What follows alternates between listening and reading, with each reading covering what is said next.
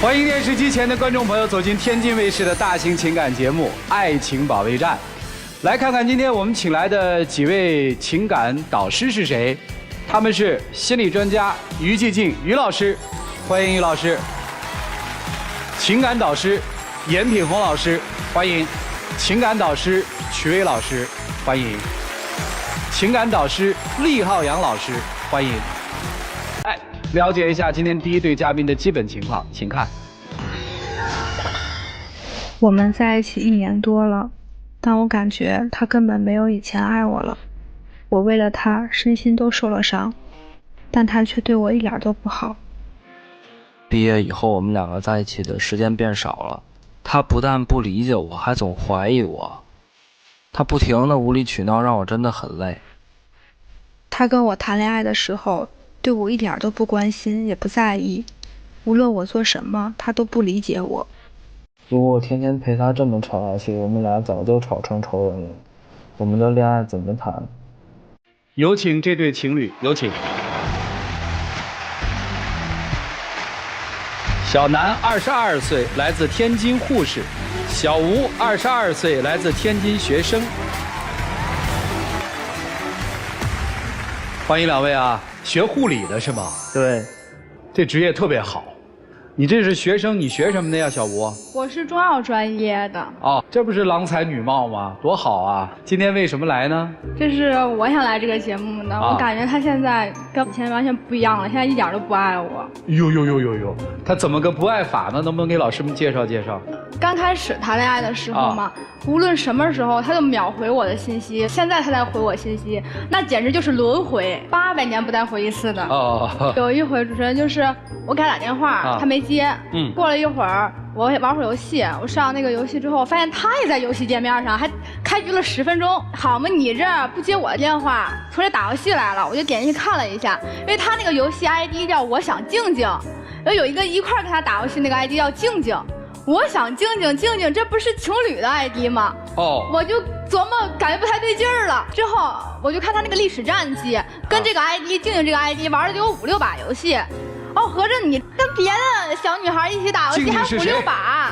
那我怎么知道静静是谁？上班以后我就放弃玩这游戏了，我把我号送给我朋友了。当时我那个时间我也不可能玩游戏呀，他就不听。行，那这事儿解释清楚就好了。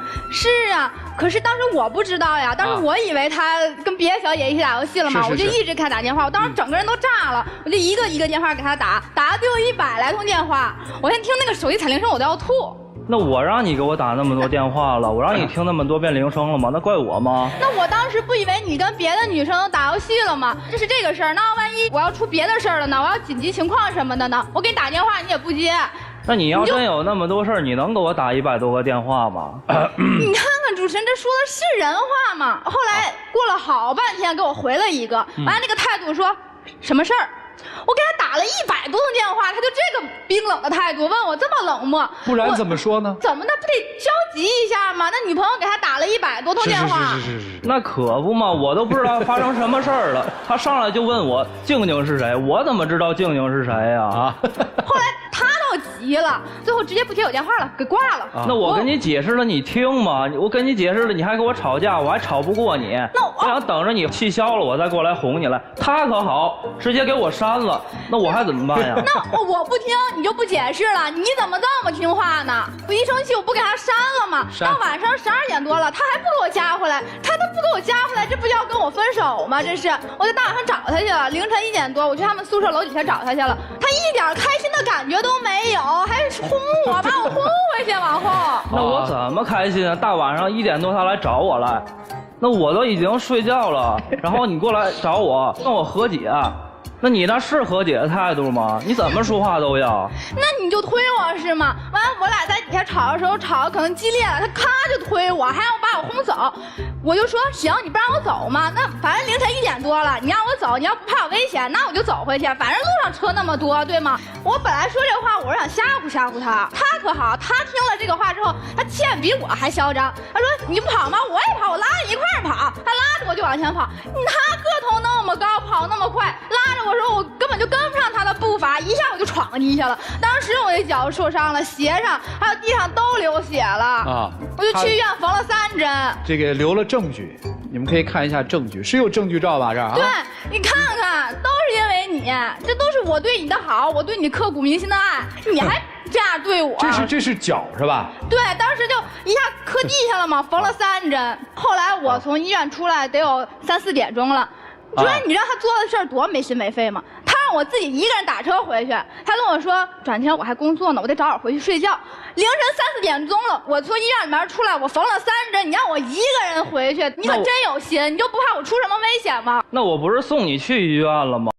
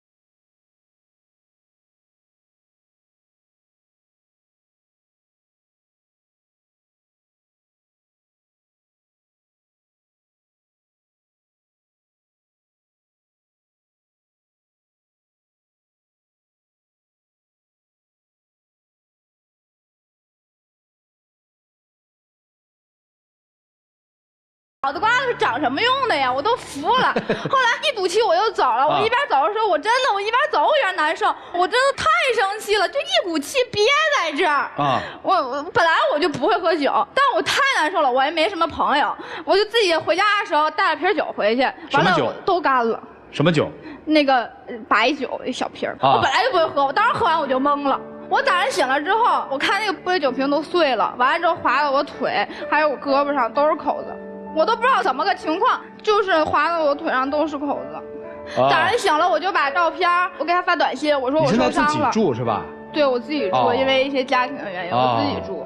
早晨我就给他发信息，我说我受伤了，他连理我都不理我，我自己又一个人去了医院。那我当时不是没看见吗？后来我不是给你打电话了吗？你当时没看见，那我要死了呢。他就这么冷漠，虽然是我自己不小心划伤，那不都是因为你吗？您听听，他是不是作呀？那我让你喝酒了，我也没让你喝酒，你不会喝你还喝。这都是我对你刻骨铭心的爱，你说我作？我觉得从谈恋爱到现在，他根本就是不爱我，不珍惜我，因为他从来没有吃过醋，一次醋都没吃过。那他就觉得我不吃醋就是不爱他，那我非得跟你一样。我吃你的醋，回来之后我就跟你大吵一架，嘤吗？那你根本就是不在意我，我那么在意你，所以我老吃醋，就是这样。你那么在意我，你就那么跟我吵。有一次我为了他吃醋，我诚心的，你知道吗？那时候毕业典礼，我跟我们系校草照了张照片，我让他搂着他，我诚心发了个朋友圈。主任，你知道他多没心没肺吗？他不但不吃醋，还点赞。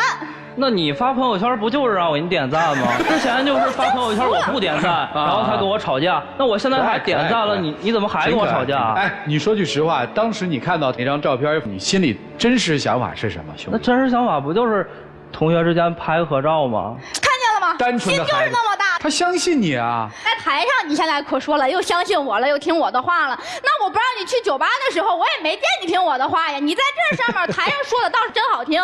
我跟他因为去酒吧这个事儿，我已经吵过好几次架了。谁去酒吧？他去。我本身我就不会喝酒，而且我跟他谈恋爱了，我就想着我要避嫌，我不喜欢去那种社交类的场合。挺好，挺好。对，我觉得我做的特别好，他都没要求我都主动这样，我就想着避嫌，我要给我男朋友安全感。他可倒好，我跟他谈恋爱到现在，他不但去的次数没有少，反而增多了。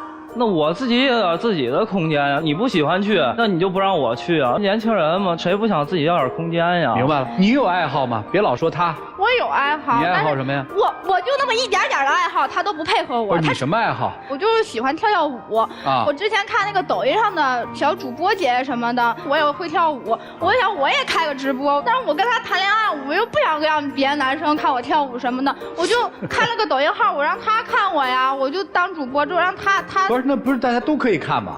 我每来一个我就给他踢走一个，来一个我就给他踢走一个，拉黑，我就让他一个人看。哦，这你这直播开的啊？就让他一个人看。那可能吗？他都不配合我，他还说我这个想法有毛病，这样就看了我一次，完了之后就再也不配合我了，还说我神经病。他搞直播让我自己一个人看。那可能本来就是一个开放的平台呀，他让我给他刷礼物，给他评论。一个人看还不好，让我给他发评论，一个人看，你在家里跳给他看不就得了？为什么？那感觉能多不一样，那多没有情趣啊！那在那个直播上，我当一个主播，还给我刷礼物的时候，我就觉得特别开心，特别好玩。我一个人有点那种自豪的感觉。他都不配合，我就那么点好玩的东西都不配合我，还觉得我有毛病。那不跟过家家似的吗？不是，幼不幼稚呀？发给谁看呢？就发给你看，让我发给他看，就发给我一个看，完我截图，我发个朋友圈啥的。那你想要什么礼物，我直接给你买不就行了吗？那能一样吗？我是想要礼物嘛，你懂什么呀？一点情绪都没有。那你要喜欢你就播呗，那反正你也火不了，有什么呀？就是你看看他说话，不是他我也火不了啊。万一他火了呢？我感觉他火不了。万一火了呢？火了就火了呗。哎，软了，害怕了。哎，你看看，说明你方法不对。他就这样。行，我就听明白，姑娘有点任性。这个两个人谈了几年了？啊，谈了1年多了。才1年多呀？你未来就想嫁给他吗？那当然想了。啊，你想娶她吗？之前是挺想，后来我就觉得跟他在一块太累了，他做那些事我都没有办法理解啊。就是现在我俩现在状态就是他连吵都不跟我吵，都不搭理我。我现在跟他吵架，我就跟他妈说。你跟他妈关系好啊？嗯，那我吵架我也吵不过你呀。每次我有什么生气的事儿了，我有不开心的，我就跟阿姨说，阿姨每回都向着我，都批评他嘛。我就觉得我跟阿姨跟亲母女一样。哦呦，你妈喜欢他吗？他就骗我，他说阿姨对我都是表面装的，其实觉得我是母老虎，根本不适合跟他儿子在一起，根本不适合做他们家未来儿媳妇儿。就我们俩每次吵架，他都是大半夜1、2点还给我妈打电话，那人不用睡觉吗？有你这样做事情的吗？那我不是把阿姨当亲妈看了吗？我没把我自己当儿媳妇儿，我当人家闺女看了，这么打电话不对吗？行，你妈的真实想法是什么？就我妈就说她事儿多，所以你这个自我评价和外界对你的评价不太一样，姑娘。所以我就想着，反正我最近挺闲的，没什么事儿干。她在宿舍里面住，也不在家住，我就想着，我就跟阿姨住一段时间嘛，我搬过去住一段时间。主任，您听听，这能行吗？不是您这咋了？我又不是跟你住，你要不要脸？我是跟阿姨住。那你什么身份呀？那你现在就去我家跟我妈住去？我自己都没不好意思，我都这么道歉了，打住！你还打住！你是这么想，还是已经这想法跟他母亲说了呀？我已经跟阿姨还有跟他都说了。那你那阿姨是什么意见呀？阿姨就是也挺同意、挺赞同的呀，觉得挺好的呀。那我妈能轰你吗？你为什么说话呢？你看看呢？对，行，你的意思就是现在你就是他的媳妇儿了，是这意思吧？就非他不嫁了，是吧？对。所以今天你来的目的是什么呀？我就是想调节一下我俩的关系。你们俩关系不是挺好的？你都非他不嫁了吗？但是他根本就不爱我，对我一点都不好。对，一个对你不好的男人，为什么你非要嫁给他呢？你不知道，主持人就是，哎呀，就是我从小就是我父母离异嘛，我本来是跟着我爸住的，后来因为一些原因，我1年之前我自己一个人出去住了，我自己一个人住，就那段时间我也没有朋友，就是我也没有朋友，之后我也没有家人跟我联系。那时候他就出现了嘛，他就陪着我。我那个时候就只有他，我就感觉他对我阳光一样，就是我精神支柱，我什么事儿都跟他说。那时候他对我特别特别好，他现在这样对我，我真的我就接受不了。我特别高兴你自己把50%的真相说了出来啊！如果你要把另外的50%的真相说出来，可能会更好。啊，这个我不勉强你。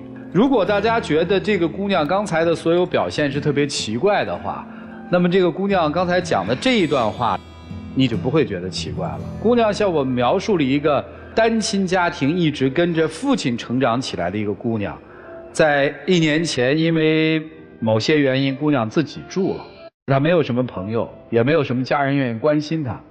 你把这个所有的东西都放在了她的身上，对不对？但是你发现这个要落空了，是吧？这就可以解。就不要我了。啊，我能理解你的这个心情，你能理解吗？就是一个小孩儿，他把所有对未来生活、对自己的所有东西，他都要给到一个人，这种心情你能理解吗？可以理解，但是给的那个人会很累，对吧？会有点累，但是我觉得就是害怕吗？会有一些，怕承担不起，怕万一没有按他的想法，这可怎么办？所以男孩也不是说冷漠，男孩是害怕。我可以理解你姑娘啊，因为我知道那50%的背景是什么，但是理解归理解，刚刚22岁的男孩，你把这么多的东西都给他了，他承担得了吗？所以这件事儿，我觉得今天你来是来对的。之前没有想过这个。对，今天你是来对了。来吧，接下来我们一起进入丘比特问卷。听完前半段，再加上这个年龄，我们会觉得这个女孩谈恋爱还没有谈够，任点性啊也好理解。当然，你说完后半段的话，我就觉得啊，这个事儿其实还有另外一层原因。其实你也在疗伤，你对她的情感诉求更多是你自己的需求。为什么有些时候你觉得你对她的好，她为什么没有感受到，甚至还要逃？因为在恋爱当中的真正的好，一定是产生共鸣的。你所对她的好，在某种程度来讲，对她是一种负担。对，老师，我就觉得我对她特别好，她就一直在躲着我的感觉。我明白你的意思，你其实一方面对她好，另外一方面觉得，那我已经对你这么好了，那我也应该要得到一点，对，我是不是？最起码，对，因为我就觉得我爱她有200%，她爱我能20%，我就已经很开心了。这种爱最终你要以对方的这种感受为准，他得接受到才可以。他接受不到的话，那你的爱对他来讲可能是一种负担。你原来的原生家庭怎么样，我们非常能够理解你，但是对于一个这么年轻的你的男朋友而言的话，他现在没有那么大的心理素质，完全能够承载得了。他其实不是不爱你，他是累了，他是觉得一下子面对这么多的事情要做，他做不过来。所以说对你来讲的话，我希望细水长流，你懂吗？就是如果你觉得他够好，应该要学会摁一下暂停键。然后我给男生说，这个女孩目前来讲你也听到了，她把所有的情感都放在你身上。那么现在我能看到你在犹豫，如果你觉得能够给她多一点的耐心，比如说她去医院了，后半夜打车自己回去，我可以暂且理解为你累了。但是那种行为对他来讲伤害至深，无疑是在给他身上撒盐，和平时的吵架绝对是不一样的。所以你所承载的要比别的男朋友要更多，他不是一个简单的任性这么简单，你可能还帮他疗伤。你能不能做得到？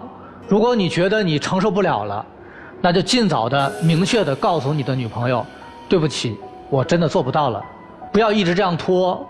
其实这种拖对他的伤害更大，爱就好好的爱，给点努力，给他一点时间。如果你觉得做不到，就赶紧告诉他对不起，但是要感谢啊他曾经对你的爱，好吧？谢谢于老师啊，男生是到考虑要做一个决定的时候，这个对你来说特别重要。严老师，女生，刚才于老师也说，你要去知道你自己所谓对他的好究竟是什么。其实我想告诉你，你对他真的不好。一个人对另外一个人的好，其实有一个特别简单的评判，就是你做了你认为好的事儿，他是不是开心？他不开心吧？他要开心的话，应该你打第一个电话的时候，他就应该兴高采烈接电话说：“亲爱的，怎么回事？”但他100个电话都不接，他一定是因为看到这个电话不高兴，他才不接，对吗？是吧？你半夜1点钟去找他了，他看到你轰你走，他不开心。其实，我们每个人都是带着过去的成长印记长大的。你可能受的伤，对于你自己来说是重的，但是他真的没有能力去给你疗愈。也许你带着他，他跟你一样伤了，他疗愈不好你，他自己还得陷进去，你明白吗？尤其是这样一个20出头的男孩子，明白。所以我觉得他对你很好。可能换成别的男生，当你第一次发脾气，打100个电话，下次就跑了，他没有，他还在咬牙去坚持。所以真的你要去疗愈自己。我给你的方法和建议去行万里路，读万卷书。你要通过自我成长来疗愈自己。可能曾经你认为过不去的这种伤害，多读书，多运动，走出去看看，不是把所有的脑子都放在他身上，整个一个恋爱脑，你会越来越沉沦。男生，我给你建议是，你做不到，我们都能理解，但你不能给他幻想，你不能当出现问题你就逃避，你告诉他，亲爱的，我真的做不到，你给我打100个电话，我除了慌张害怕，我没有办法去爱你。你让他停止幻想。告诉他你真实的感受，也许他就能够更快的疗愈和成长，谢谢老师，好不好？希望你们都能度过现在难关吧。我觉得都是挺善良的孩子，好吗？你也别老指着他，你那个动作我得批评你啊！你不能老指着他说啊，这么漂亮姑娘就应该柔和下来，好吗？希望你们都能快快乐乐的健康成长，加油吧！谢谢严老师啊。我其实觉得呢，男生曾经应该很爱你。但现在我真的是看不到他爱你，我只看到他可能有2个层面的，一个是可怜你，一个是害怕你。他可能对你有一定的了解，但不足够了解，或者说以前有爱，他可以对你好，对这样的女孩好，他会全身心的对你，这是他的错，又何尝不是你的错呢？你为什么之前能这么对他？不知道是什么事情让你改变了，你也没说。你在这个舞台上话很少，但恰恰这种冷淡是伤害了他。你让一个脚受伤的，他就是你的朋友，他不是你恋人，他是你朋友，你也不应该让他自己回家嘛。100个电话是有点过分，但你不急去说到底背后出现了什么样的事情吗？你怎么那么冷淡的说我在忙？种种这种冷，我不知道这是你的无奈，还是你在害怕。你越这么冷淡，他越慌张，越慌他越做出一些自己不能控制的事情。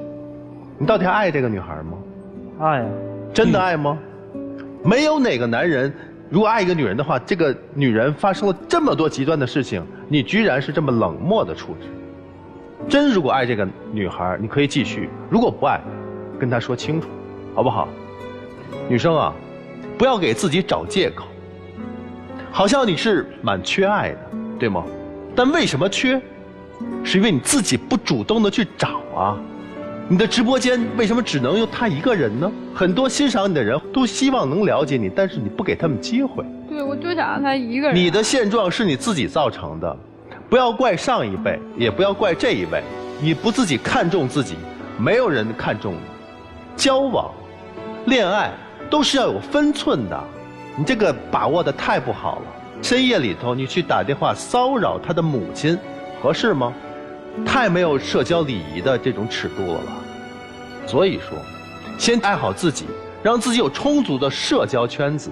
你的世界里不可能只有一个人，你的世界里要容纳下所有的事物，包括好的、不好的。然后这样真正的是爱自己，不要做过度的事情，好不好？丰富自己的生活，让自己变得越独立，自己就会越美丽。就这样。好，谢谢曲总。姑娘，我特别理解你内心中的那种渴望，因为我也有同样的经历。就像你对男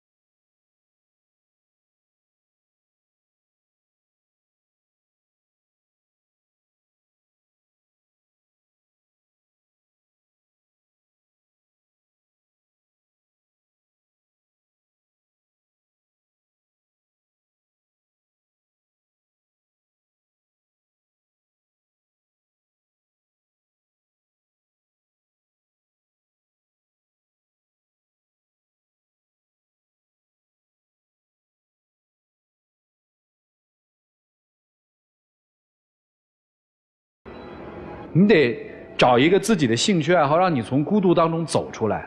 1年前那件事情，其实我相信对你来说是场噩梦，现在还没醒，但是你总得醒啊，你得接受这个事实啊。如果它没有发生的话，我相信不会有人会让你在半夜1点多钟去找你的男朋友。如果它没有发生的话，我相信不会你自己一个人喝酒就喝到懵，然后开始伤到自己，对吧？你爹肯定是不愿意见到这一幕的，所以对你来说非常简单，不要躲避了。你现在就是需要一个人面对自己的孤独的时候，你就得走出来啊，学会孤独。现在不适合谈恋爱，不适合把自己的手交到任何一个男人的手里。一段恋爱如果把2个年轻人谈得这么阴郁的话，那还叫爱情吗？一起进入真情60秒。宝宝，就是我可能就是我真的太爱你了，所以就是给你的爱就感觉很沉重，我也没有想过你能不能承担得了，但是我会改的。就像老师说的，我以后不会把所有的问题都加在你身上。我是真的想跟你一直走下去，所以我才跟你说这么多，我才大晚上去找你。我是真的很喜欢你。如果你真的承受不了了，你真的觉得你的压力很大，你可以放弃我，我都能接受这些结果。特别好。我也要想一想，我自己是不是适合再跟你继续下去。唉，谢谢2位，请回。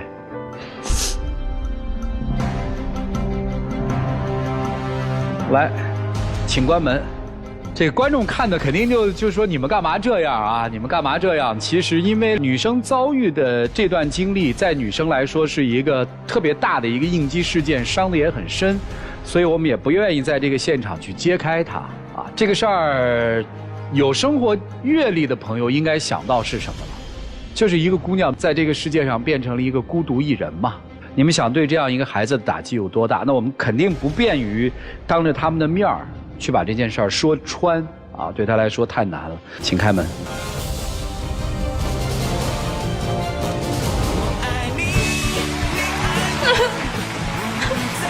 我就说你会出来的。当然会出来啊。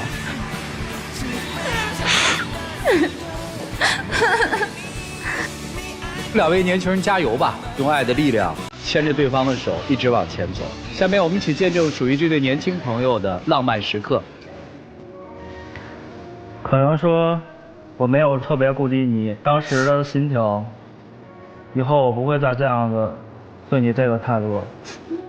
我也会改。我希望就以后我还能一直做你的依靠，做你的太阳。毕竟你没放弃我。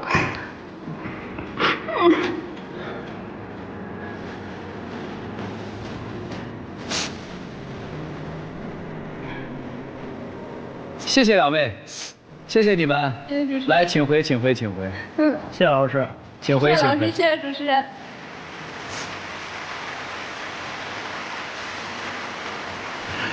来，了解下一对的基本情况，请看。我之前有过一段不理想的婚姻，离异后遇到了他，再遇到一个自己真心喜欢的人，就特别想跟他结婚组建家庭，但他迟迟不同意。他有太多伪装和谎言，每当我发现一件，就对我是一次打击。我真的不想对他有更多的了解了。很多事我尽可能满足他的要求，努力的把他留在身边，可他还是不理解我。我不明白哪里让他这么不满意呢？就连结婚的目的都不单纯，我要的是感情，而不是你对我另有所图。有请这对嘉宾，有请。小峰36岁，来自河北，酒吧经理；小璇29岁，来自河北，设计师。欢迎2位哈。小峰是曾经有过一段婚姻离异的，对吧？对。啊，然后2位是经朋友介绍认识的，对吗？对。行，小璇说说问题在哪儿吧。就是我们两个刚认识半年，也就是，但是他现在就是一直让我跟他结婚。是这样，主持人，因为我的年龄比他大啊，所以说我没有太多的时间去浪费了。不是你不是才36吗？对对对，我比较着急结婚。哦，所以说我感觉。您离异多久啊？去年上半年离异的。有点着急了，再缓缓。确实是挺着急的。为啥呀？因为我们两个相亲之后呢，我就对他挺中意的啊，所以说我想把我们俩之间这个终身大事给定下来。我感觉这个婚就结不了。为啥？因为他的人品就有问题，他完全就是个骗子。因为我跟他相亲认识的时候，我就跟他很明确的说了，我说咱们结婚的话，房子和车是最基本的，你必须得有房子。然后他就信誓旦旦的跟我说，我有房子，你就放心吧。当时因为也不熟嘛，我也没有仔细的，就是说了解他的经济状况。这慢慢相处下来，稍微熟了之后，我才发现，他就是在骗我。我之前是有一套房子，但是我跟我前妻离婚的时候吧，我把房子给我前妻了。然后当时我们在相处的时候呢，我也知道他最低的要求就是要求男方有一套房子嘛。所以我也怕他离开我，当时我就是跟他撒个小谎，我说你就是欺骗，那就是在骗我嘛，那大。但是我欺骗你，我欺骗你，我是为了挽留你，我才欺骗。这就是人品的问题。这可不对啊，这个牵扯不到我人品的问题。不，这个确实涉及人品了，这撒谎嘛。但是我撒谎，我是为了想留住他。那我为了自己得到我自己爱的女人，我使点手段，我感觉这个应该没有问题。哎，你看。我为了得到我喜欢的女人，我使点手段，我有什么问题？这就是人说你人品有问题。我感觉这很正常啊，因为我喜欢她呀。那我也知道他最简单的就是要套房嘛。你就觉得欺骗很正常？不是，他不光是欺骗我这一次，他为了怕我离开他嘛，他又编造第二个谎言。什么谎？他就跟我说，你只要答应跟我结婚，咱们第二天马上就能有房子。我就特别奇怪，这房子到底哪儿来的？我就一直逼问他，我说你房子到底哪儿来的？然后他这瞒不下去了，才跟我说，就是这房子就是他一个领导，就是说许诺给他住而已，那也还不是他的房子吗？这不还又在骗我吗？主持人，我这也不是欺骗，确实是这样，因为我们这个老板跟我关系特别好，就把我当弟弟看。他当时也是承诺给我，将来我结婚的时候给我一套房子住。我也知道你想要一套属于咱们自己的房子，但是我也跟你说过这事儿，你给我时间，我现在不是正在努力的挣钱去买这套房子吗？行吧，房子算一件吧，还有别的事儿吗？有啊，他跟他前妻离婚的事儿啊。怎么了？我跟我前妻离婚的事儿，我你别说，你先听我说完。他跟他前妻都离婚了1年了，他和他前妻还一直在联系，还有什么好联系的呀？是因为有孩子吗？没有孩子。那怎么还联系？是因为什么？当时我和我前妻离婚的时候吧，他父母年龄比较大，都80多岁了，然后我们就考虑到不想告诉他父母，因为他父母身体也不好，怕受到打击，所以说有些时候吧，我就要跟他去圆这个场，配合一下他。但是他就是不理解我。都离婚1年了，他前妻的家里还不知道他俩现在离婚的事儿呢。那你们为什么离异啊？因为我们结婚5年了，然后一直也没有孩子，所以就是离婚了。没孩子就离婚啊？对，还不能生育。那倒挺现实的哈。我也是没有办法，因为家里边父母也是着急要抱孩子嘛。那现在我就知道为什么你认识了半年就着急结婚嘛。你想跟人生孩子是吧？对，主持人你就说到点儿上了。他跟我结婚主要目的就是说我给他生孩子，根本就不是说因为爱我或者说感情。这事儿你是怎么知道的呢？因为我们俩认识半年，他就对我提出了一个特别过分的要求。他说让我去做体检。他也知道我前妻的事儿，所以说我就是不想在同一个地方摔倒2次。然后我就跟他提出，我说我想跟他结婚，我说可不可以咱们提前做一个婚前体检然后他也不同意。但是我感觉我这种要求并不过分，结婚的目的就是为了组建家庭，对吧？那么有一个属于咱们自己的爱的结晶，我感觉这很正常。所以说我作为一个男人，我跟你提出这样的要求很正常的，我也没有说太过分，也没有侮辱你的意思，对吧？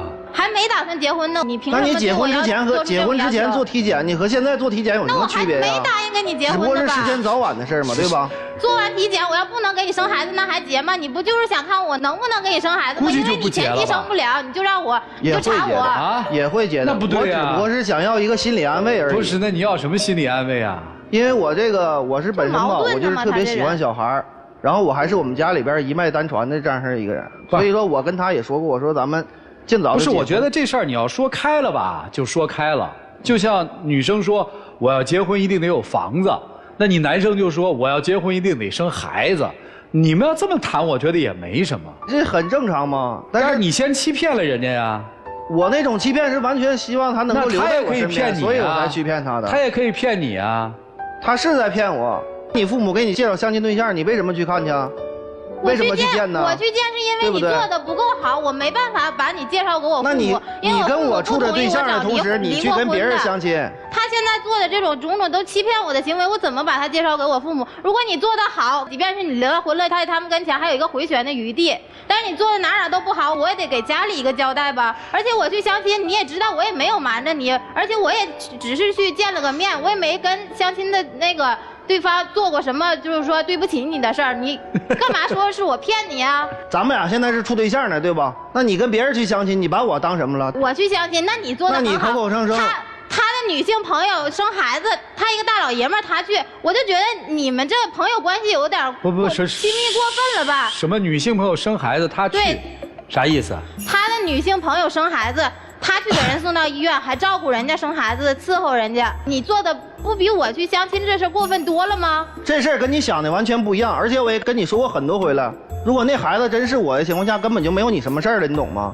主持人是你是不是心里有鬼呀？他在医院照顾那孩子，照顾那女的，照顾好几天，不知道的都以为他是孩子他爹呢。是这样，我们这个朋友吧，我们关系好了10多年了，就包括她老公在内都知道我们关系特别好。但是她生孩子的时候吧，是在预产期之前突然生的，然后她父母又没在身边，她老公当时也在外地，所以来不及，她只能给我打电话，我就开车给她送到医院，安排了一些那个住院手续。然后这都没啥，陪产也是你。对，后来伺候也是你。不，伺候不是我，就是他父母嘛。怎么不是他呀？人家第二天女方父母都过来了，他就一天晚上，第二天我给他父母接过来的。什么？他在那照顾了好几天，他都不回来，最后孩子的亲爹回来了，他给人家交接好了，他才放心回来了，他都不顾我的感受。你说话比那么难听好吧？什么叫交接好？我都没见过你这么够义气的。那什么叫交接好？那我朋友回来，我是不是得告诉他什么情况啊？对吧？然后我才能走啊。那做人做事咱得有始有终啊。我问问啊，你们俩什么关系现在？情侣关系。情侣关系。他朋友算你朋友吗？不算。为啥呢？那是他10几年的好朋友，我跟他认识才半年。对呀，那你要是那么我也不认识那个女的。如果你那么在意那女的，你就帮着办了这事儿，不就他就没那么尴尬了吗？我觉得他们之间的关系就过分亲密了，我就很介意这个。所以我们从刚开始没有好到什么程度的，我就感觉。我们从刚开始好，他就一直在怀疑我。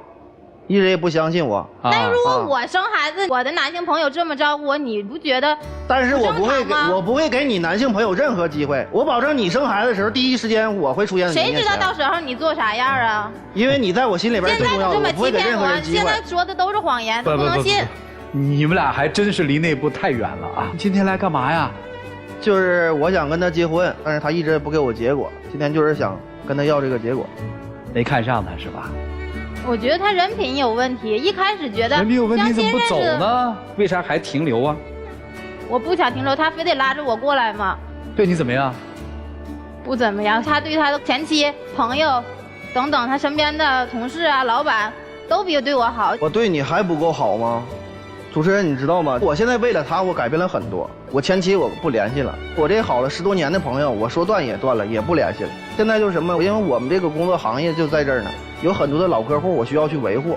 然后隔三差五我就会跟他们去喝酒啊、吃个饭什么，他也不让我去，我也听他的，我不去了。那哪说我不让你去呀？你听我把话说完可以吗？我们每个月就是员工搞个团建呢，到月底的时候，然后我作为经理，我肯定要带着大家去嘛。他也不让我去，可以，我不去。最可气的是什么？我们领导给我打个电话说赶紧过来，有点事儿。这种情况下他也不会让我去，但是我为你真的做了很多，也付出。那你为什么还要娶她呢？正常的工作交往和人际关系不让你有，为什么还要娶她呢？这个我不太理解。因为我考虑到他的感受。他啥感受？因为我们两个工作性质是比较颠倒的，他是白天上班，我是晚上上班，所以我们在一起的时间很短。所以我就是希望什么呢？现在正是我工作也不忙，时间富裕的时候，我想多陪陪他。他说我不让他去应酬，不让他喝酒，他每次去喝酒都喝到大半夜，而且经常是这样式的。不是，他这职业就是这么个职业，你接受吗？这就是他的一种。喝酒你别找我呀，他总让我大半夜晚上去接他，多不安全！我一个女的，你接受吗？如果经常这样式的，我接受不了。那不就完了吗？还能接受？那你们还在这儿黏什么呢？但是我们毕竟相处半年多，还是有感情的。啥感情啊？我也知道他对我也有感情。我没听出来你们俩之间感情在哪儿啊？那没有感情，他也不可能跟我好半年多。不才半年吗？您是不想分手对吧？对。刚才他问了一个问题特好，要是体检检出来他也不能生，你还娶她吗？娶她。那你跟你前妻为什么离婚？因为是家里反对。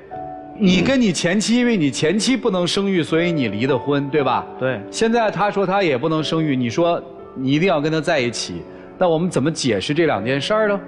我父母那块儿多多少少的我也说通了一些，所以说我的态度很。那你为什么跟你前妻在离婚之前不去跟你父母说呢？那你到底为什么跟你前妻离的婚嘛？主持人他就回答不清楚了，他就是目的性就是想找一个能给他生孩子，他跟他前妻离婚就是他前妻生不了孩子，就一直在那狡辩。我不是不想说，只是不想说太多而已，因为还有很多的故事使我们能够离婚。不能生育只不过是一个单单的一方面的原因，行，其实还有很多原因。明白。你下一段婚姻要不要生孩子是占多大的比重啊？占40%，比重不小了。您要这个房子占多大的比重啊？房子必须得有。那您是100%，这事儿看怎么办？一起进入丘比特问卷。哎呀，要按说吧，这把条件都说的这么明了，两个人那就分了算了呗，因为彼此都不符合自己的要求。但是在情感上来讲的话，还是有那份美好的记忆，我们就有可能怀着一种侥幸心理，想办法房子哪天就有了呢？万一结婚生了孩子呢？所以这种侥幸心理有可能会坑了人的。如果你要是明确的说，如果不能生孩子，那我就不娶，我觉得也好，让他死了这个心。那如果说娶，那我就非常担心，以后离婚的概率也很高啊。另外一个呢，我也想讲，就是你是结过婚的，结婚誓言应该都说过是吧？对。不管是健康疾病，老婆是疾病吧，如果你这样下去的话，你的婚姻不管跟谁都过不一块去。有时候吧，人就这样，就是你越怕什么，有时候就越来什么，你知道吗？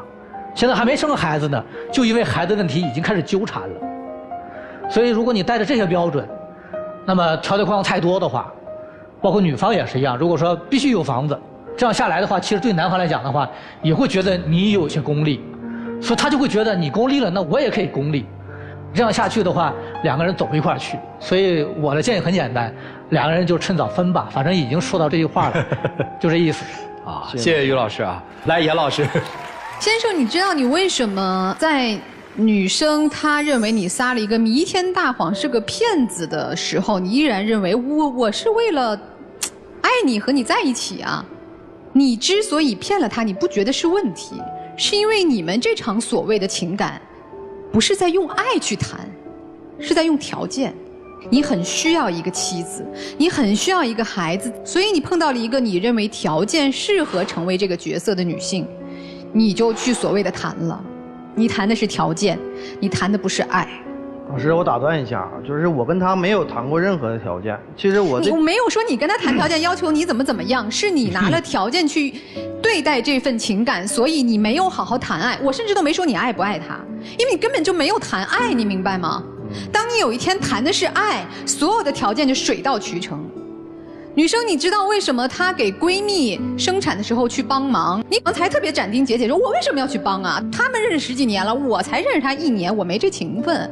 你知道为什么吗？你也没有跟他谈爱，你谈的还是条件，所以一拍即合，俩人当时认为条件相对合适，走到了一起。现在一拍就该散了，你看我们条件都不合适了，散就散了嘛，去找爱去吧。谢谢严老师。谢谢老师。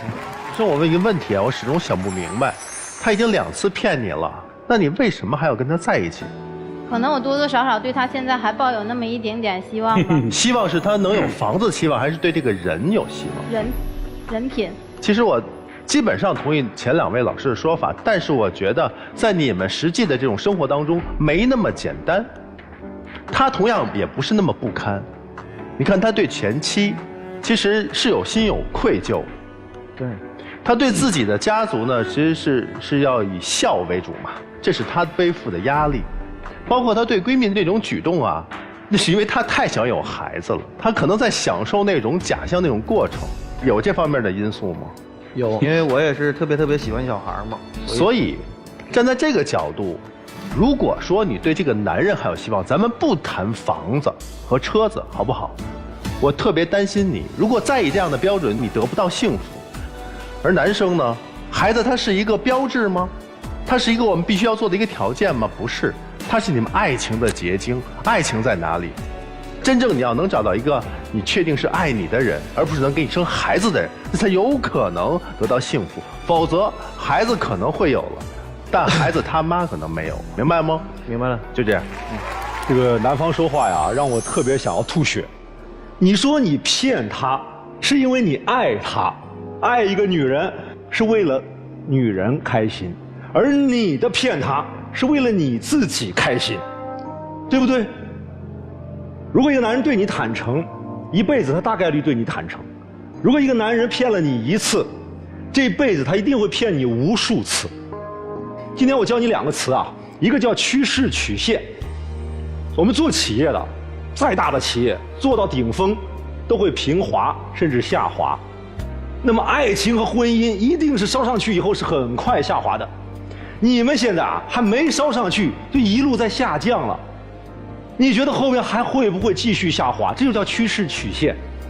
而你们俩之间没有看到这个下滑的曲线有任何上升的趋势，所以你刚才说了一句说我跟他这么长时间了，我舍不得这份感情的投入。我再告诉你另外一个词叫沉没成本。在一个下滑曲线里边，你越抓住不舍得放弃之前的成本，你的成本越大，你丧失的越多。如果这个时候你不能痛下决心斩断沉没成本，你的成本会输得更惨。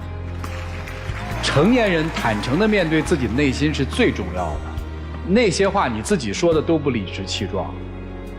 36岁没房子怎么不丢人呢？丢人的是自己都看不起自己。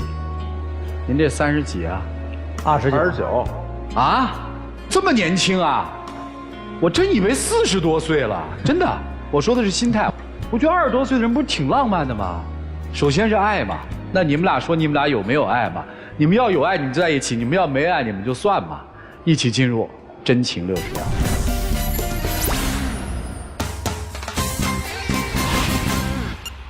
其实我对你是真心真意的，只不过是我的表达方式吧，和我所做的这些事呢，让你感觉不到。如果能够再给我机会的话，我一定会为你改变，尽我自己最大的努力来满足你，也希望你能够好好的考虑考虑。我挺珍惜咱们之间这段缘分的。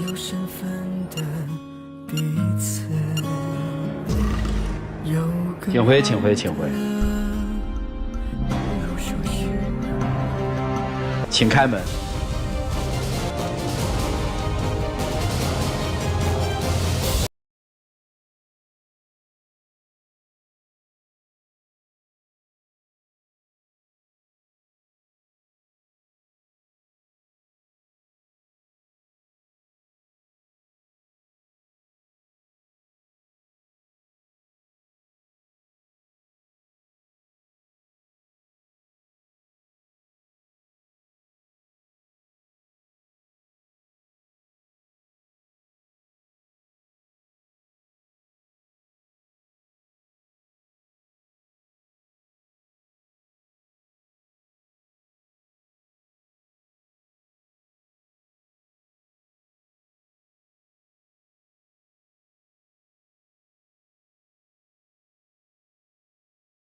有提问说，我和我男朋友是大学同学，现在呢马上就要大4了。我的想法是不考研，但是呢男朋友家里想让他考研，毕业我们可能就面临分开，我真的不知道该怎么办了。分开并不代表分手啊，我觉得面对这样人生十字路口要选择接下来该怎么走的时候，谁都无权干涉谁，毕竟爱情只是生活当中的一部分。让我们再一次的感谢几位老师跟我们做的精彩的人生分享。最后要谢谢电视机前观众朋友的收看和陪伴，我们下期节目再见，谢谢大家。